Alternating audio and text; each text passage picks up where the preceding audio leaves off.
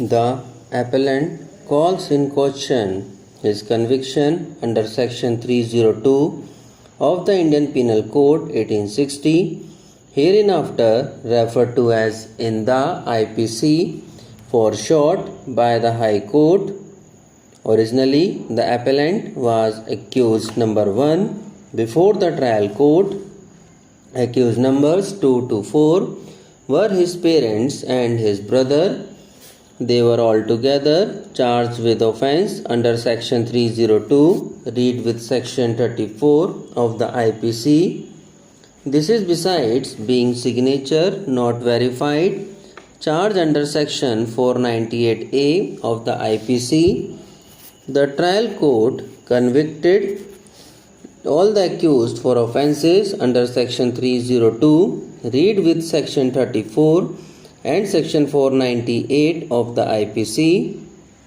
On appeal filed by the appellant and the other accused numbers 2 to 4 stand acquitted of all the offences. The appellant has also been acquitted of the offence under Section 498A of the IPC. However, the High Court, by the impugned order, had convicted him for the offence under Section 302 of the IPC instead of Section 302, read with Section 34 of the IPC.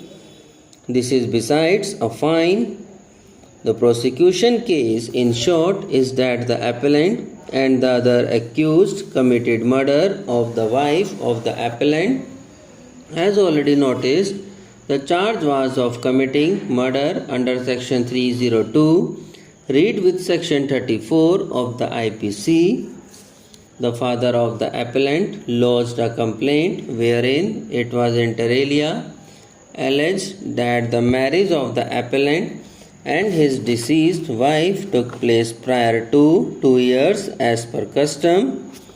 Half tola gold remained to be provided. Due to poverty, he could not provide half tola gold. The accused maintained the deceased properly for the period of first 8 months as told in this case. 3 months prior to the incident, the deceased disclosed to the complainant and his wife that all the accused were maltreating the deceased by insisting her to bring half tola gold, dress and rupees 5,000 for business of bakery. They insisted her bring this from her parents and assaulted her. They did not provide food to her and maltreated her. She was threatened with murder if the demand was not fulfilled. So deceased decided to stay with her father for 2 months in the beginning. Within 2 months, nobody from the accused came to receive her. The deceased disclosed about the maltreatment to his sister. His sister convinced the deceased and brought her to the house of the accused. 8 days prior to the incident, his sister informed him that accused visited her house and demanded half tola gold, dress and the amount. On 10 March 2005, he received information by phone that deceased was serious and admitted to a hospital at drug. The complainant activized the police. Investigation was done. Charge sheet was filed. Charges were framed as already mentioned. Rejecting the contentions of the appellant and other accused, the trial court convicted them. It was found that the deceased had been throttled. The evidence of the doctor supported the case of murder. The claim that it was a suicide by the deceased was rejected. The High Court, however, found only the appellant guilty under Section 302 of the IPC. We have heard learned counsel for the appellant who appeared before us and also learned counsel for the state. Counsel for the appellant would submit that the case of the prosecution was one of commission of offence under section 302 read with section 304 of the IPC.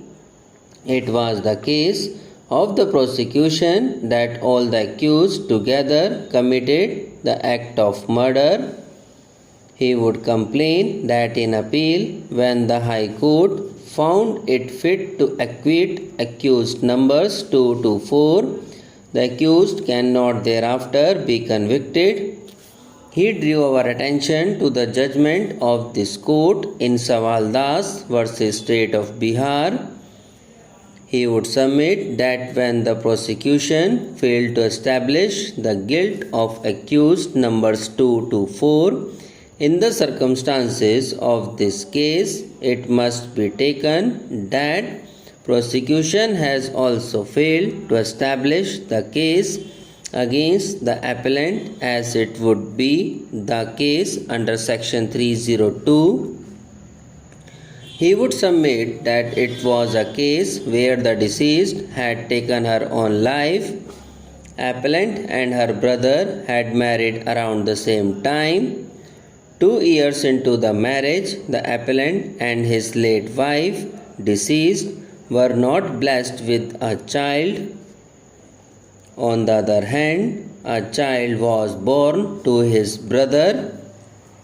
This caused frustration and finally led the deceased to take the extreme step. These facts were placed before the High Court.